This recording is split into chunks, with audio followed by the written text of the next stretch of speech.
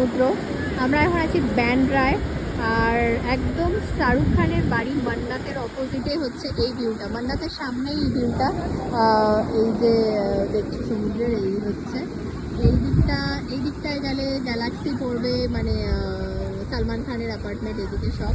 আর এই দিকটা হচ্ছে ল্যান্ডসেন, মানে এই যে দেখছো এই লাইনটা ধরে গিয়ে তাজ, এখানকার ল্যান্ডসেন মানে লাস্ট বিল্ডিং। তাজ বেঙ্গল এখানে, মানে আমাদের কলকাতার তাজ বেঙ্গল এখানে ল্যান্ডস এন্ড নামে, মুম্বাই। তো এটা লাস্ট, এরপরে আর কিছু নেই। আর তারপরে ব্যান্ড্রা ফোর্টের একটা ওয়াল আছে বড়, দেন আর কিচ্ছু নেই, পুরো সমুদ্র এই দিকটায়।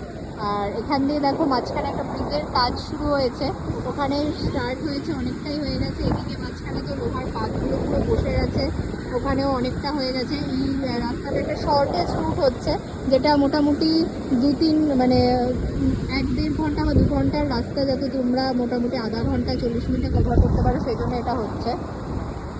তো বিশাল একটা দারুণ ব্যাপার।